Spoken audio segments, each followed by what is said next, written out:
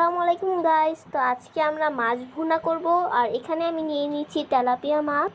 তো এখানে আমি নিয়ে নিয়েছি তেলাপিয়া মাছ আর উপরে আমি হলুদ আর লবণের গুঁড়ো দিয়ে দিয়েছি। এবার ভালো মতো এগুলো মাখিয়ে নিচ্ছি। এখানে আমি কড়াইটা বসায় দিয়েছি আর এটার মধ্যে তেল দিয়ে দিব। এখন তেলটাকে এবার একটু গরম করে নেব। তেলগুলো গরম হয়ে গেছে, এবার আমি মাছগুলো দিয়ে দিচ্ছি। মাছটাকে ভালো মতো লাল লাল করে ভেজে নিচ্ছি। মাছ ভাজা হয়ে গেছে, এবার মাছগুলো উঠিয়ে নিচ্ছি।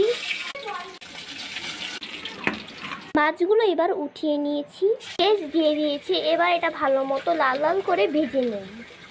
পেঁয়াজটা ভালো মতো ভাজা হয়ে গেছে, এবার আমি দিয়ে দিচ্ছি পরিমাণ মতো লবণ,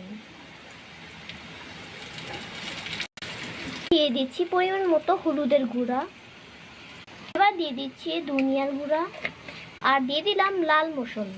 পানি দিয়ে দিচ্ছি, এবার দিয়ে দিচ্ছি ধনিয়া পাতা,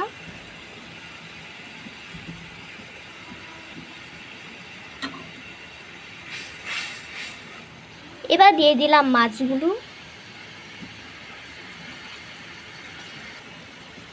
লঙ্কাগুলো দিয়ে দিয়েছি, এবার দিয়েছি। আর এখন মাছ ভুনা শেষ।